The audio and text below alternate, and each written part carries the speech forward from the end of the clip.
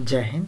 आज हम लोग देखने वाले हैं कक्षा 10 विज्ञान अध्याय 6 नियंत्रण एवं समन्वय के महत्वपूर्ण बहुविकल्पीय प्रश्न को, जो यूपी बोर्ड एग्जाम 24 मार्च 2025 में आने वाले हैं। इसमें वही क्वेश्चन सिलेक्ट किए गए हैं जो 2018 से लेकर और 2024 तक के परीक्षाओं में पूछे गए हैं। तो चलिए हम लोग शुरू करते हैं बिना किसी देरी के। निम्नलिखित में से कौन सा पादप हार्मोन है? तो साइटोकाइनिन पादप हार्मोन है। पादपों में हार्मोन किसे नियंत्रित करते हैं? तो देशिक वृद्धि को नियंत्रित करते हैं। निम्नलिखित में से कौन सा पादप हार्मोन कोशिका विभाजन में सहायक है? तो साइटोकाइनिन। किस हार्मोन के द्वारा बिना निषेचन के ही बीज रहित फल प्राप्त किए जा सकते हैं? तो जिबरेलिन। जब छुई मुई की पत्तियों को अंगुलियों से छूते हैं तो वे मुरझा जाती हैं। यह उदाहरण है तो कंपनानुकुंचन का। पौधों का कौन सा भाग ऋणात्मक गुरुत्वानुवर्तन प्रदर्शित करेगा? तो यह है तना। और उन्मुख होने वाले पादप प्ररोह को कहते हैं तो फोटोट्रॉपिज्म। और हमारे शरीर में नियंत्रण एवं समन्वय का कार्य निम्न में से कौन सा करता है? तो तंत्रिका तंत्र नियंत्रण एवं समन्वय का कार्य करती है। ठीक है, तंत्रिका तंत्र नियंत्रण एवं समन्वय का कार्य करता है।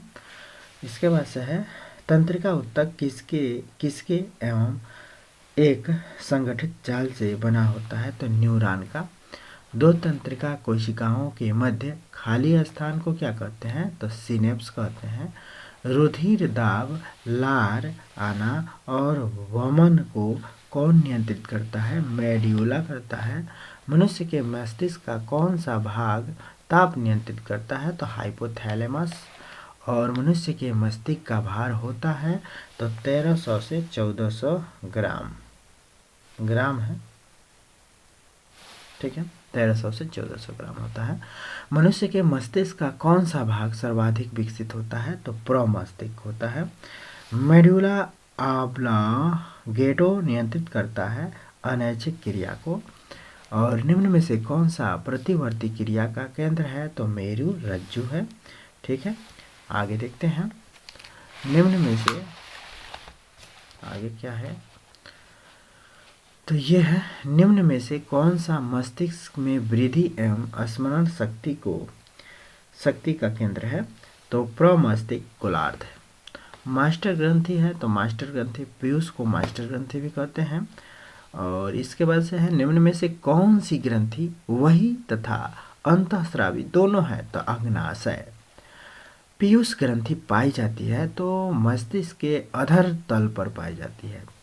10 से 12 वर्ष की आयु में नर में कौन सा हार्मोन का स्रावण होता है? तो यह है टेस्टोस्टेरोन हार्मोन।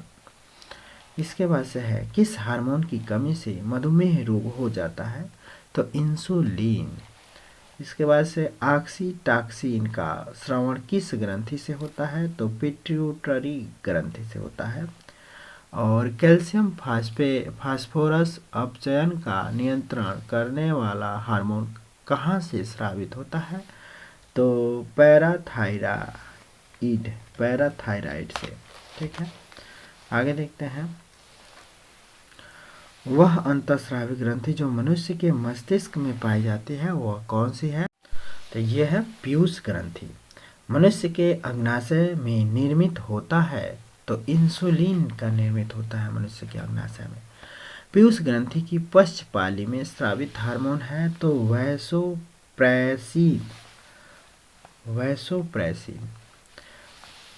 इसके बाद से है मादा लिंग हार्मोन एस्ट्रोजन है। मादा लिंग हार्मोन एस्ट्रोजन है।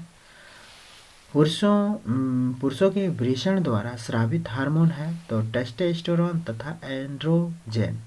ये याद रखिएगा, मादा लिंग हार्मोन एस्ट्रोजन और पुरुषों के वृषण द्वारा स्रावित हार्मोन है टेस्टोस्टेरोन तथा एंड्रोजन।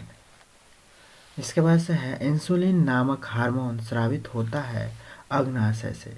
तो ये था मोस्ट इम्पॉर्टेंट बहुविकल्पीय प्रश्न। मात्र जो है आपके 30 गो है और 30 में 30 अगर आप याद कर लेते हैं तो इसमें से कोई भी ऐसा बहुविकल्पीय प्रश्न नहीं पूछेगा जो इससे बाहर होगा। ठीक है, तो फिर मिलते हैं अगले वीडियो के साथ, तब तक के लिए जय हिंद।